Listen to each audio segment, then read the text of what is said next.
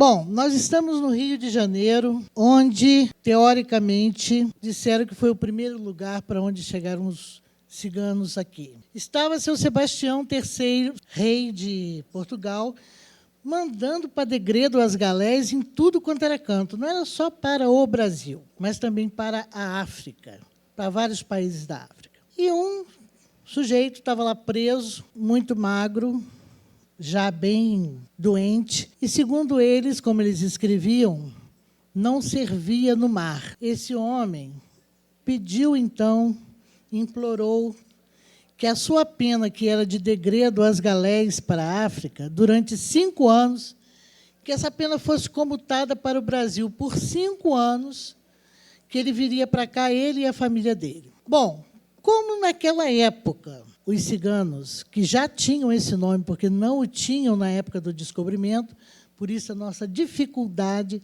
de provar que vieram para cá com um descobridor, era um problema social grave em Portugal, porque eles tinham um modo peculiar de viver. E, embora a Espanha também não os quisesse, no século XV, quando eles já chegaram ao Brasil, dos Pirineus à Espanha e à França, houve uma revolta muito grande e a Espanha, em 1492, mandou para cá uma frota para descobrir a América, entre aspas, e nesse mesmo dia, que é comemorado lá, os reis católicos, Isabel e Fernando, também expulsaram todos os mouros, todos os ciganos e todos os judeus sefaraditas. Chegaram, então, ao Brasil muito tempo depois, em 1547, esse grupo liderado por João Torres, que era esse homem que tinha sido condenado às galés. Tá? E, junto com ele, a sua mulher Angelina, filhos e mais um grupo enorme de 200 pessoas. Essa chegada se deu num negócio desse que eu acredito que não tenha sido nada confortável, até porque eram degredados.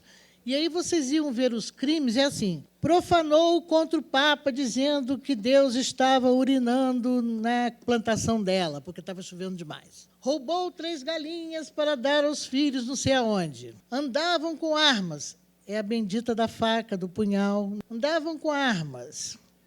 Conjuravam as pessoas e faziam bendições suspeitas. Cuidado vocês que andam benzendo a galera por aí. Não parece, não, mas esse povo também reencarna. E reencarna e vem com a memória. Tá? Então, nós estamos no Rio de Janeiro, era 1547, e o país muito jovem, tudo muito rudimentar. Eu vou dar um salto na história para vocês entenderem que iniciar nada é fácil. O Brasil foi descoberto em 1500. Em 47 chega o maior grupo de ciganos registrado que nós temos sentido. Porque na carta de Pero Vaz de Caminha eram só 7. Só que, naquela época, eles não eram chamados de ciganos.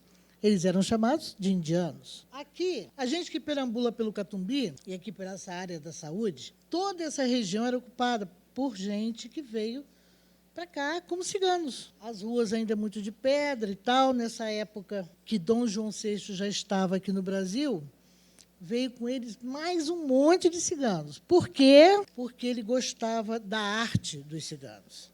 E, além de gostar da arte, dizem os fofoqueiros de plantão que ele era apaixonado por uma cigana e que aprendeu a gostar muito de frango com ela. Vocês conhecem o Campo de Santana? Como ele é hoje, porque ele ia até o Morro da Providência e do Livramento, na Rua do Livramento. Tá?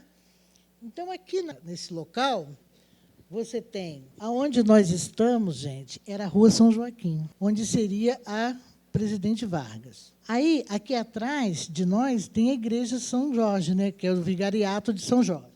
Aqui é a Rua da Alfândega. O Campo de Santana, ele tinha uma praça de touros, que era aquele negócio ali no meio, que foi construído para o casamento de Dom Pedro com Dona Leopoldina, Dom Pedro I. Essas construções foram derrubadas posteriormente para avançar com o campo. E lá na frente tinha a Igreja de Santana, onde aconteciam os bródios. Os bródios quer dizer festas. As festas comemorativas da corte. E aí nós tínhamos de tudo aqui, né? Inclusive as cavalhadas, que é um folclore que foi trazido para cá pelo português. Meu avô treinou muito cavalo para as cavalhadas de Santo Amaro, que é uma disputa entre cristãos e mouros. E essa disputa era à base de jogos, de argolinhas e tal, e eles ficavam encantando as mulheres, pedindo lenços, laços, flores, para que desse boa sorte. Então, essas construções foram derrubadas, né? Aqui nós estamos na Rua dos Ciganos, que é a Rua da Constituição, como ela era conhecida, que daria lá na Praça Tiradentes. Daria não, ainda dá na Praça Tiradentes. É claro que dali, paralelo à Alfândega, nós temos a Buenos Aires, assim, e logo depois a Senhor dos Passos. Essa rua, antigamente, as Buenos Aires, era uma rua chamada Rua do Sabão, onde havia muito comerciante de produtos manufaturados e também de metal, conchas, talheres, tachos, essa coisa toda. A igrejinha de Santana é aquela ali ao fundo, e lá atrás o morro da Providência. Então, as pessoas andavam normalmente de cavalo, uma igreja que eu não consegui informação correta sobre ela, que cada um dizia uma coisa diferente, e vamos pensar que isso é tudo aquarela, né? Nós ainda não tínhamos fotografias. Vamos adiante. O passeio público, que, veja bem, antes do aterro do Flamengo, o mar vinha até muito perto do passeio, tá? Do passeio público. Essa área toda central ali, onde é a Praça Mahatma Gandhi, aquilo era mar. Por isso que dizem que ele vai tomar tudo de volta. Bom, aqui é o Paço Imperial. Foi construído para que a família real viesse viver aqui. Só que, antes disso, eles tinham que ter onde morar. E o que eles faziam? Tiravam as pessoas das casas e ocupavam as casas das pessoas. Não foi uma coisa muito simpática, né? Obviamente. Assim é o Paço hoje, essa lateral. Mostra, tem a frente dele também. Esse é o pátio interno, conhecido como Pátio dos Ciganos, onde se atrelavam os cavalos e onde nós temos, assim, tem uma plaquinha lá dizendo que era Pátio dos Ciganos. Não espero que não tenham retirado, mas havia uma plaquinha lá. Tá? Adiante, à frente, não, isso aí é uma igreja que está em... Não, é o Paço, né? É o Paço. É o próprio Paço Imperial, como ele é hoje. Vamos à frente. Lembra que eu falei com vocês das cavalhadas? Os uniformes eram esses que os homens usavam. O azul era dos mouros, dos cristãos. E eles manuseavam essa lança com as quais eles pegavam as argolas, batiam nas moringas de barro para soltar os pássaros, o que era uma covardia, mas tudo bem. Vamos em frente. É outra aquarela de Debré. Esse é um outro cavaleiro que não é mouro, que era um cavaleiro de aldeia, que participava também das cavalhadas. E essas cavalhadas aconteciam aqui no campo de Santana, conhecido como Campo da Cigana Velha. Vamos em frente. Bom, essa cena, que também foi retratada por Debré, era comum no Rio de Janeiro. As ciganas iam para as ruas para ler a mão das pessoas. Isso existe até hoje, tá, gente? Tem muita gente que faz promessa de ler durante vários anos, tem outras que fazem mesmo pela tradição familiar. É uma coisa que está se perdendo, mas era o meio de vida delas. Vamos em frente? Bom, agora eu peço um pouquinho de atenção de vocês. Essa palavra... Não estou correndo não, né, gente? Essa palavra quer dizer eliminação. Porrasmos. Não é uma palavra que a gente costuma falar muito, mas hoje é um dia marcado da noite fatídica, que começou no dia 2 e terminou no dia 3, onde morreram 500.000 ciganos nas câmaras, envenenados, e eles são assim reverenciados há muito pouco tempo. Porque, quando se falava em Holocausto, todo mundo só pensava nos judeus. Foi o maior genocídio da história, mais de 6 milhões de pessoas, de um louco que achou de criar uma raça pura, como se isso fosse possível, com tanta diversidade no planeta. Então, as atrocidades que a gente vai passar para vocês, passar mais ou menos, né? Porque eu filtrei muito, nós não podemos esquecer para que nunca mais aconteça. No fundo, o que nós vimos aqui é que, durante muito tempo, os ciganos sempre foram invisíveis, por N motivos. Primeiramente, porque têm um modo de vida peculiar. Segundo, porque não são atingidos pelas ações públicas, motivo que gerou esse evento. Não existem oportunidades nas escolas, nem de conhecer, e você não pode gostar daquilo que você não conhece. A gente gosta da dança, a gente gosta da música, mas a gente não entende o restante da história. Então, nós temos aqui o Porrasmos. Esse triângulo negro era o triângulo que os ciganos de pai e mãe levavam nos seus uniformes. Ciganos não detidos são detidos para deportação pelo governo alemão em 22 de maio de 1940. Veja bem que essa perseguição se acentuou de 39 a 42. Não foi assim uma coisinha, sabe? Eram presas simplesmente porque eram de uma raça diferente. Uma cigana conversa com um psicólogo. Eu queria muito saber como é que funciona a cabeça de um psicólogo nazista, porque deve ser um negócio muito contraditório. Ela conversa porque eles buscam todas as situações. Eu tenho fotos de pessoas que tiveram sua cabeça medida, seu dente arrancado, para ver qual era a resistência, sem anestesia, o dedo retirado, as unhas retiradas, para ver qual era a resistência, o que tinha de especial nessa gente que se colocava à parte da sociedade. Tá? Esse é um grupo de crianças e médicos soviéticos muito antes deles serem libertados. Receberam a notícia da libertação, quem se salvou está aí. Tá? E essas pessoas mais altas é o pessoal da Cruz Vermelha. Existem alguns países do mundo que fizeram monumentos para os judeus. Existem também alguns países do mundo que fizeram para os judeus e para os ciganos. É bom que vocês saibam que não morreram só ciganos e só judeus. Eu vou mostrar para vocês. Esse é um monumento que existe na Polônia. É uma pessoa, uma imagem feita no meio de uma floresta, na madeira, e era muito comum, como eles viviam nas florestas, apartados da sociedade, foi o lugar que a Polônia achou ideal. Vamos em frente. Essa carroça, que é metal puro, é o memorial do Holocausto em Kiev. É o memorial dos ciganos mortos nessa Segunda Guerra Mundial. Eu espero que não tenha outro. Vamos. Esse memorial, que eu achei lindíssimo, é feito em Berlim. Eu queria que os alemães tivessem sempre isso na memória. Os ciganos que morreram nessa guerra, nessa atrocidade, foram, em sua maioria, Sinti, do grupo Sinti, e do grupo Calon, de diversas etnias. Esse é o monumento. É um bloco de pedra. Ali no meio vocês veem um triângulo negro simbolizando os ciganos, que eram o triângulo que existia no uniforme deles. Mais distante, geralmente se encontra um buquê de flores perto deles. Tá? Fica em Berlim. É num campo aberto, muito bonito. Que um dia eles possam perdoar essa atrocidade toda.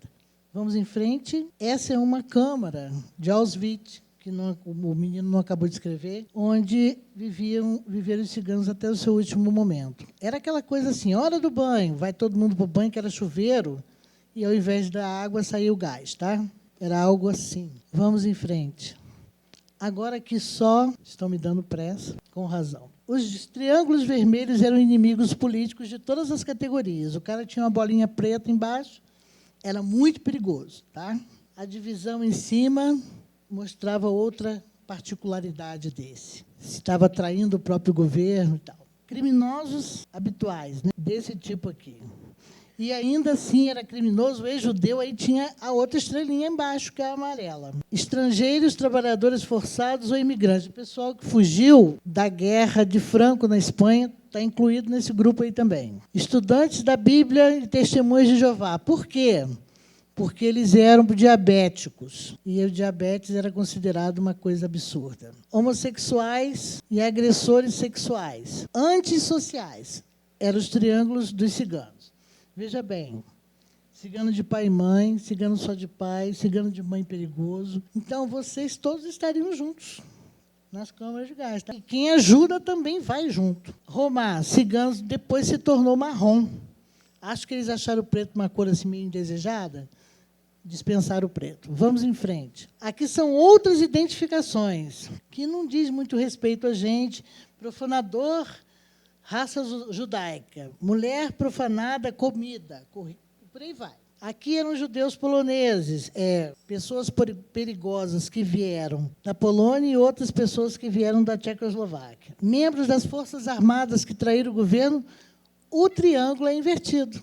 Tá? Vamos em frente. Sem dizer na tatuagem que todo mundo recebia no braço. Bom, isso aí vocês já sabem, condenados criminosos muitas vezes. Os maçons também entravam, gente, sindicalistas, anarquistas, comunistas, gentios que ajudaram os judeus e os ciganos também. Vamos em frente. O uniforme, isso aqui é só para mostrar o uniforme. O uniforme era esse, e a identificação era na calça e no casaco. Vamos em frente. Criança, adulto, mulher, não tem isso, tá? Continuando. Bom, isso aqui é só para vocês verem uma coisa que eu vou resumir muito rapidamente. Todos os nossos estudos levam a uma única raiz, a Índia, e a uma única casta, a casta dos Luri, que antigamente era a casta dos artistas, os dançarinos, os músicos, os compositores, e por aí vai.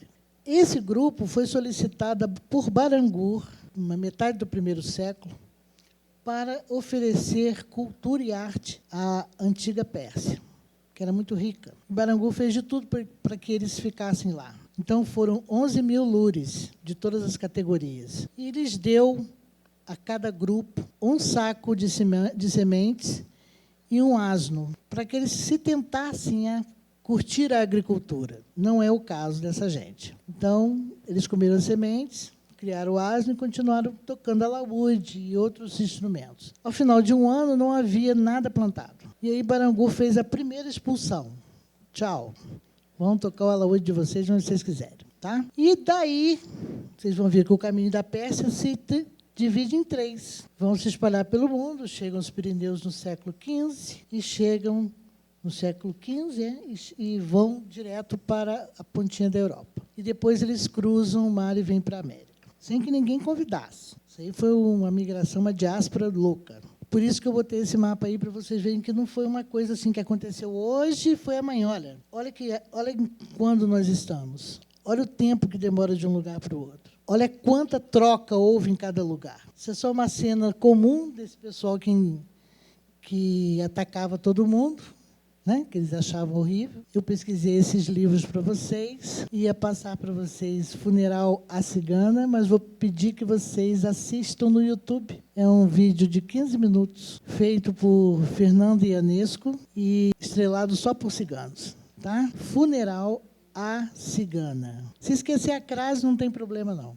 Tá bom? Gente, Nastuque, obrigada. Que vocês tenham paz, saúde e felicidade. Obrigada. Obrigada a Cristiane, que me convidou para esse evento maravilhoso. Obrigada.